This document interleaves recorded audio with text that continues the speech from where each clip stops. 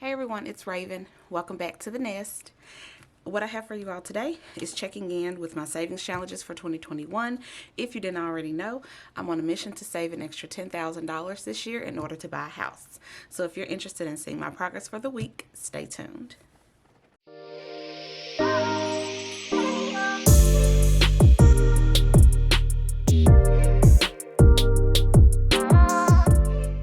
First, we're going to start off with our $1 monthly savings challenge. This is a savings challenge that I do on a monthly basis, where essentially I save the amount that's equivalent to the day of the month. Now, the printables that you'll see in today's video, they are available down below in the description box. I don't necessarily think that you have to start these at the beginning of the year. You can definitely start these kind of whenever and wherever you are. So like I said, if you are interested in those, they are linked down below in the description box. So let's first go ahead and update progress on this savings challenge. So I actually need to mark off my days. So let's do the 7th, the 8th, 9th, 10th, 11th, 12th, and then also today is the 13th. So let us calculate up where we are. So it's going to be savings challenge number 1, which is what I designate this one. So total amount being, 7, 8, 9, 10, 11, 12, 13. So that is a weekly change of $70 for this first savings challenge. So let's move on to the second savings challenge. So the second savings challenge that I'm doing for the year is the $5,200 in 52 week savings challenge. This is a weekly savings challenge where you would actually save a certain amount each week. And I created this nice little template with a guide and all that to kind of show you each week what you would save. Once you start on week 1, you would essentially go in and save your $70, and then week 2 you would move on to 80, 90, 160, and then it starts over at 70. I have been doing this one all year long, so I actually started at the beginning of the year. So we have essentially filled in this entire side here, and we are about halfway through this side. I think I got maybe a couple more weeks to go before I'm halfway through, but we're going to go ahead and update you all on where we are currently. Let's zoom in a bit. So I ended off on week 35. That was on 9/3. So that means that we have passed week 36, where I saved my 160, and I did that on 9/10.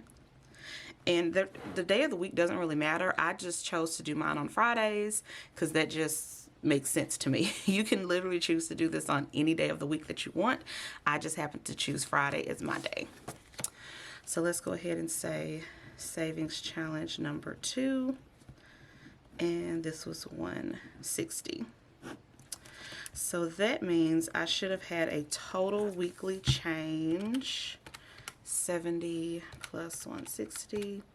I should have had a total weekly change of $230 for the week. Now, I'm going to go ahead and pop up here on the left side of the screen my screenshot from last week. I'm saving both of these savings challenges in one savings account, and that is one of my Wells Fargo savings accounts because I use Wells Fargo as my main checking account, so it just makes sense that I use the savings account that goes with it in order to do these challenges.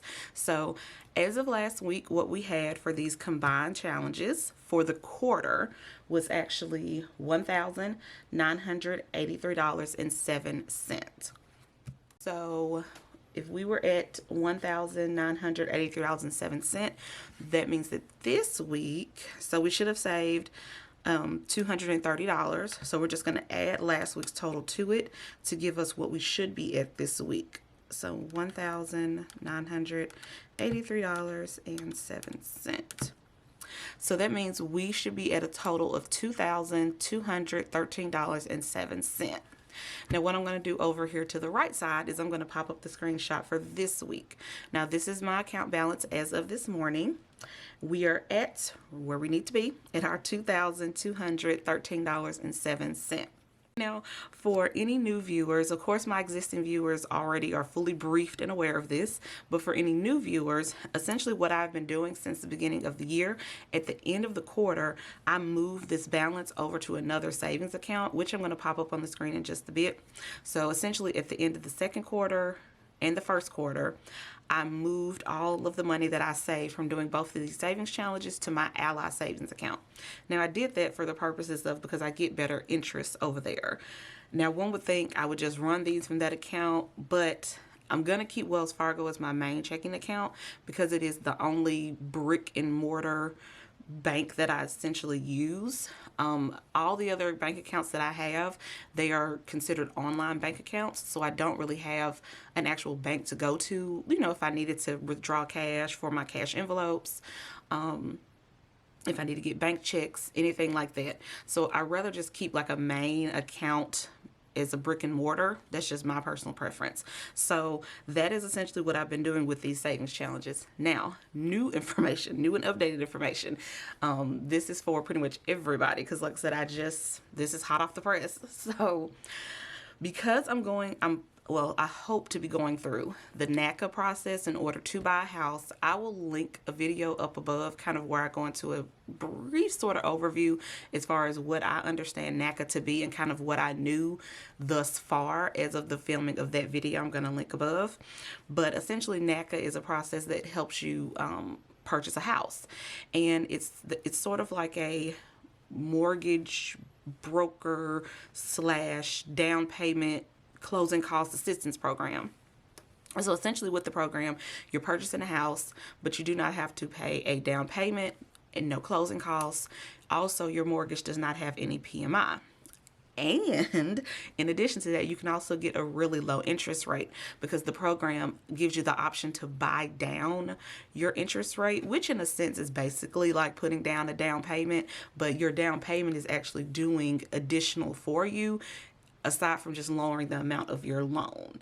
In that program, there's certain guidelines and things that you have to follow that I've been slowly learning about just by like reading the qualification handbook. I attended this workshop a couple weeks ago, and then I've just been watching various different, YouTube videos. There's also a Facebook group for it, like an official Naca Facebook group that I joined, and I've just been learning as I go. Now, my actual initial intake session with the mortgage counselor is not until Wednesday, so it's possible that what I'm about to tell you may change, and I'll definitely let you guys know on next Monday when I do the next update for my savings challenges. But essentially, I will not be moving the money anymore. Just from some of the things I've been reading and seeing on various different YouTube videos is that they don't like for you to move money around. Not to say that they think you're doing something wrong, but they don't like to see decreases in any of your savings accounts. So essentially, if I'm moving the money from Wells Fargo to Ally, I'm essentially decreasing the amount that is in my Wells Fargo account, but my Ally account is also increasing. So I'm not really sure. So that's why I want to get more detailed information about that when I have my intake session later this week. That way I can have the concrete decision for you all on Monday on what I'm going to do. So essentially, if I'm not going to be moving this money anymore, it's going to stay in this Wells Fargo account and I'll continue to build up. So at that point, once I'm done, quarters 1 and 2 will be in Ally, and then quarters 3 and 4 will be in Wells Fargo. So I did want to give you all an update kind of overall where we are. So I'm going to leave the screenshot over here to the right popped up. I'm going to pop the screenshot up right here again for this week, which is, our $2,213.07. And then I'm going to swoop over here to the left my Ally savings account screenshot, which currently sits at $5,296. Now with those two married and combined, we are at a grand total of $7,509.07. So that actually means we only have $2,490 to go. So we have definitely made it under that $2,500 mark, and we are just so close. close. We are so close. We're so close. I'm so excited to get into these fall and winter months, only because it's like I'm wrapping up, you know, a goal, as well as some other goals I'll be wrapping up as well. But I'm just really, really excited. Alright guys, so if you enjoyed this video, definitely go ahead and give me a thumbs up. If you're not already a subscriber, definitely go ahead and hit that subscribe button, as well as the notification bell, so that you do not miss any more of my videos. Thanks guys. Peace.